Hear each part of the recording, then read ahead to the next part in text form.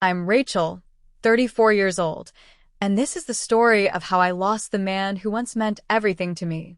People like to say marriages fall apart slowly, with cracks that go unnoticed until it's too late. But in my case, it wasn't just cracks. I took a hammer to my own foundation and then stood there shocked when the walls caved in. I met Daniel in 2015 at a birthday barbecue in Denver. He wasn't the loudest guy in the crowd, but he didn't need to be. He had this calm energy that drew me in, like he could steady the chaos in any room. He managed a gym, had been doing it for years, and spoke about his work with this mix of passion and discipline that I admired. I was working as a school counselor back then.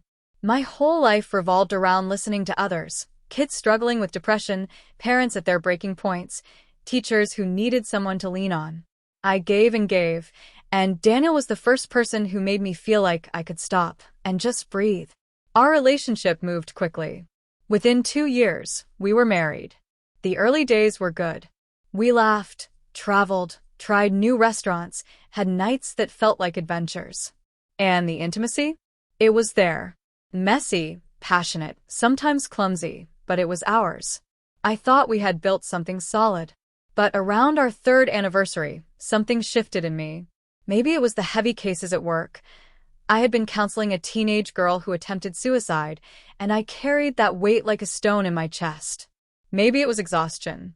Or maybe it was something darker I still don't understand. But suddenly, I didn't want to be touched. The spark that once burned between us felt like it had been drowned out. At first, I thought it would pass. Everyone says desire ebbs and flows, right? But instead of ebb and flow, mine just stopped. Completely. Daniel noticed, of course. He tried to be patient. He brought me dinner, rubbed my feet after long days, cleaned the house without being asked. He didn't pressure me. But every time he reached for me, I froze. Instead of explaining the mess inside me, I brushed him off with excuses. One night, he gently asked, "Are you okay with where we're at? I feel like something's missing." I remember sighing, tired of having to explain something I didn't even understand myself. And the words came out sharper than I meant. I just don't get horny like that anymore.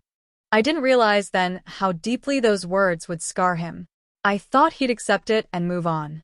But I saw something flicker in his eyes that night. Not anger, but emptiness. He stopped asking after that. And slowly, the couch became his bed. That should have been my wake-up call. But instead, I convinced myself it was just a rough patch. I told myself he'd always wait, that his patience had no limit. Then Madison arrived. My little sister, 8 years younger than me, came knocking after her long-term relationship ended. She needed a place to stay while hunting for a new apartment, and I thought having her around would be fun, maybe even healing for me. I didn't see the storm I was inviting in. Madison was everything I wasn't anymore. Loud, confident, unfiltered. She filled the silence I had created in the house with music, laughter, and energy. She noticed details I ignored, like the fact that Daniel was sleeping on the couch. I brushed it off, saying he snored too much, but her eyes told me she didn't buy it. At first, I loved having her there. It felt like a piece of my family was close again. But slowly, without realizing it, I had opened the door for something I wasn't prepared for. Something I would regret for the rest of my life. Because, while I shut my husband out, my sister was watching. And she saw the man I stopped choosing. Madison had only been with us for a week when the air in the house started to feel different. At first, I thought it was just her energy.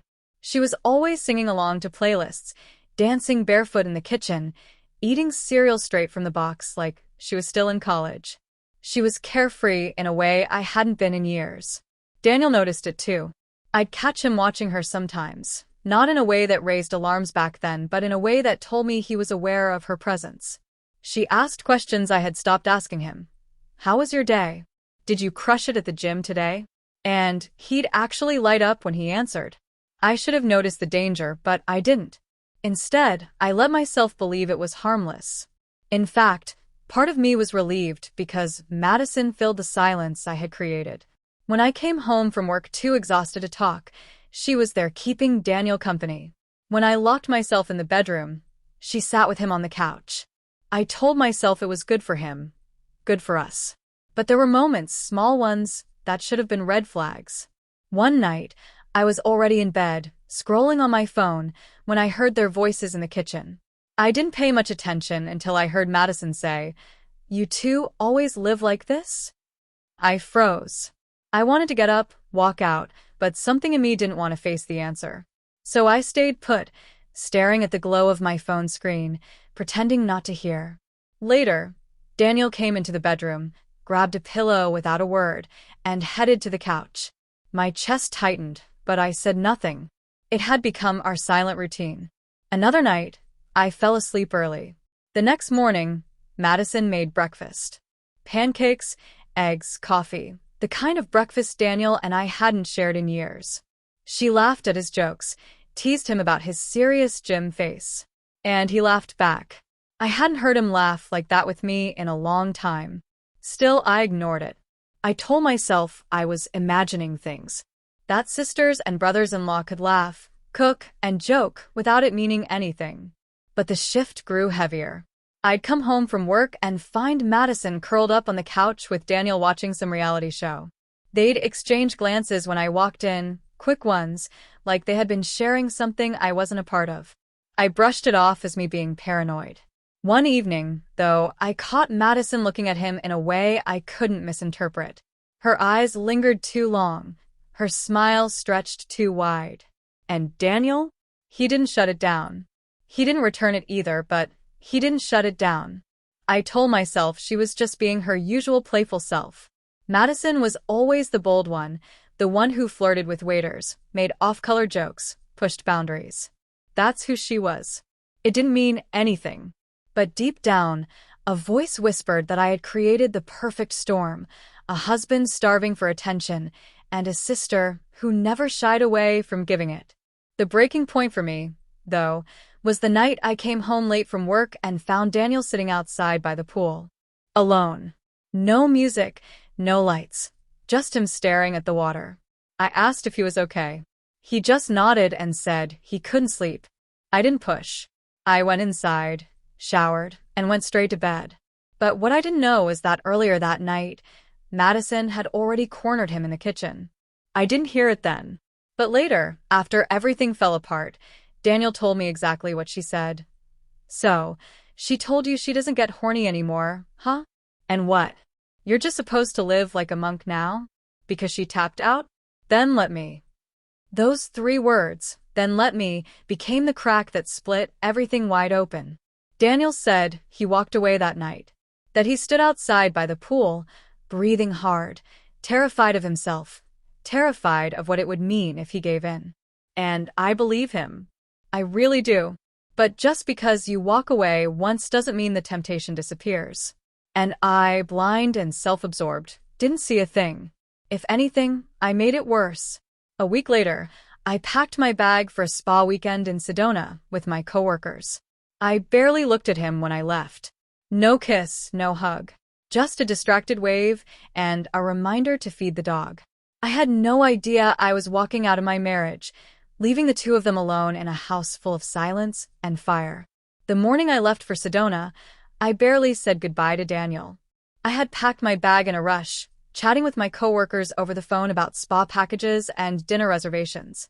He stood by the counter with a cup of coffee, quiet as always. I gave him a distracted wave, tossed out a "don't forget to feed the dog," and walked out the door. I didn't even hug him. If I could go back to that moment, I'd stop myself. I'd wrap my arms around him, tell him I loved him, remind him he wasn't invisible. But I didn't. And that silence between us was the last push he needed. That weekend in Sedona was supposed to be relaxing. Massages, facials, overpriced cocktails by the pool. But the whole time, my mind drifted back home. Something about the way Daniel looked at me that morning, the emptiness in his eyes, it lingered.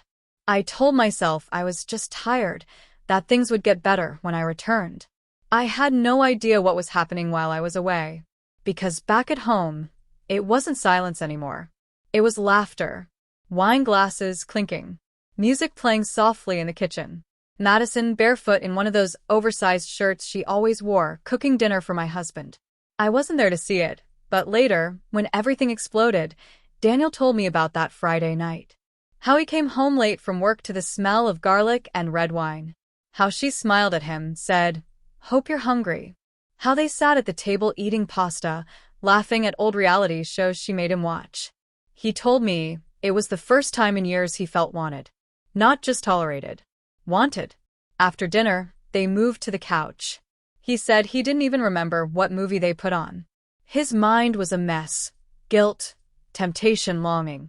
He kept replaying her words from that night in the kitchen. Then let me. And then Madison asked him a question that cut straight through him. Do you still think about her? About what it used to be like? He admitted he answered honestly. Every day. Not because I want to, but because I don't recognize her anymore. I don't know what happened to the woman I married. That was me. The woman he no longer recognized. Daniel told me that's when Madison leaned in. Slowly. Softly. She put her hand on his cheek and kissed him. And he kissed her back. When he confessed this to me later, I wanted to scream. To rip my hair out. To hit him.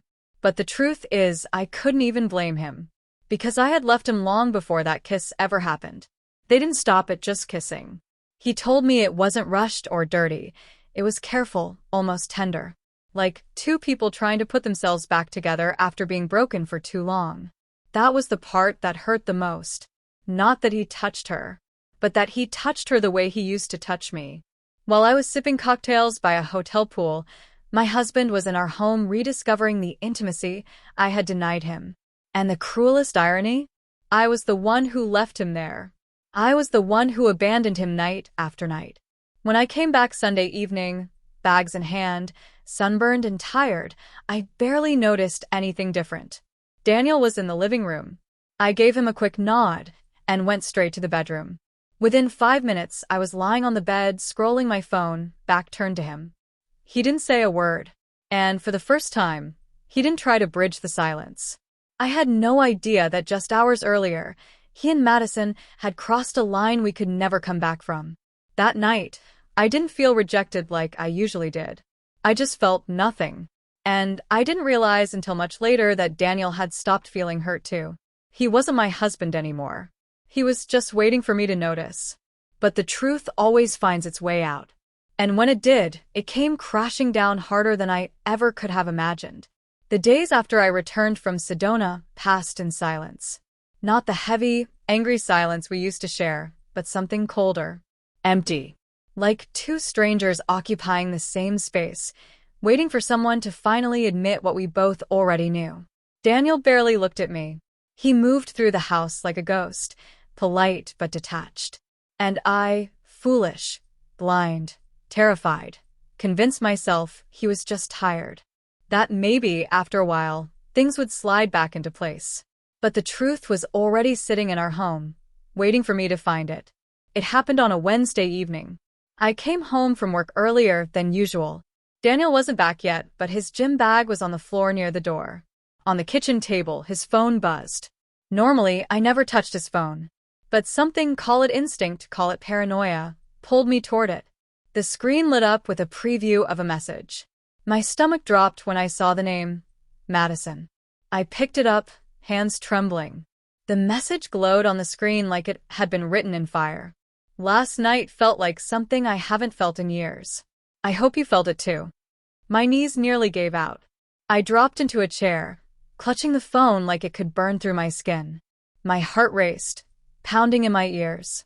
For a few seconds, I couldn't breathe. It was real. Not just my paranoia.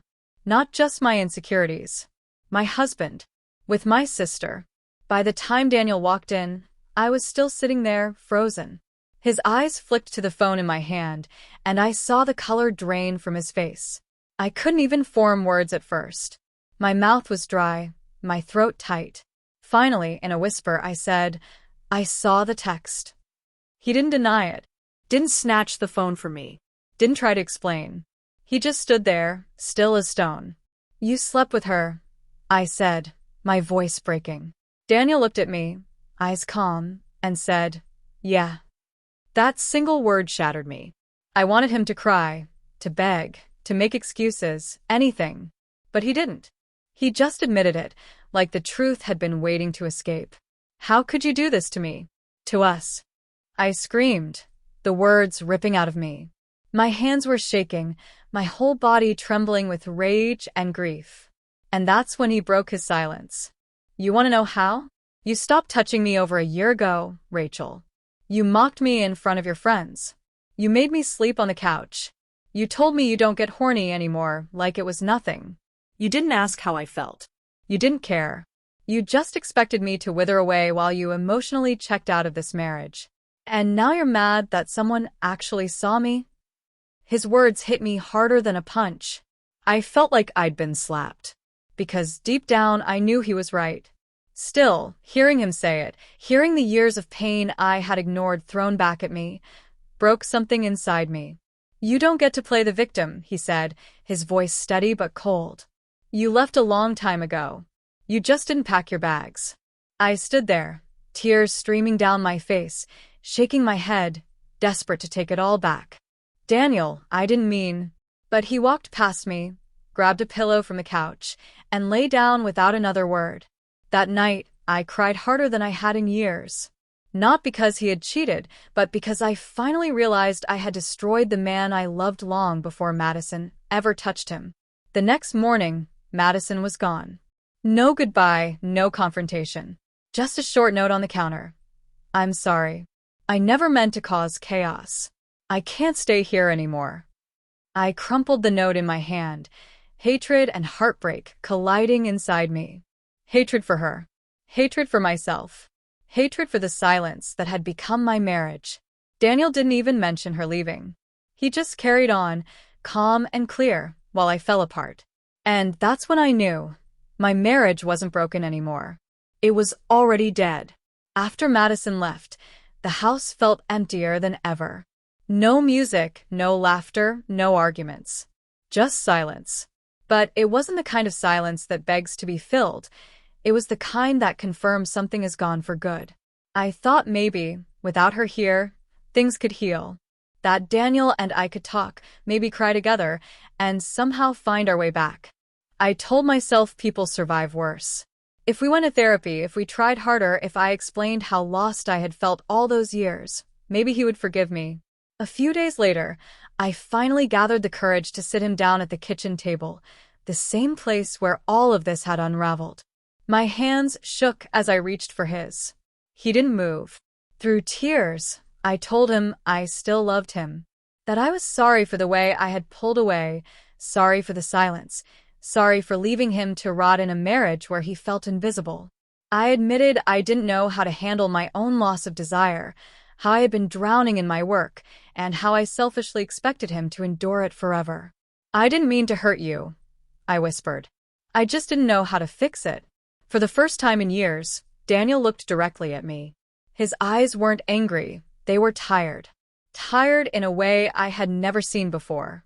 He nodded slowly and said, I know, but you never tried. Then he spoke the words that ended everything. This marriage is over. I broke down, sobbing, clinging to him like a drowning woman begging for air. I promised therapy. I promised to change. I promised that I would fight for us the way I should have years ago. But he had already let go. Not physically, he was still sitting there, calm, steady. But spiritually, emotionally, he was gone. I saw it in his eyes. The man who used to look at me like I was his whole world now looked at me like I was just a memory. A few days later, he filed for divorce. 6 months have passed since then. The papers are signed. Daniel lives in a small apartment near South Mountain with our dog, Duke.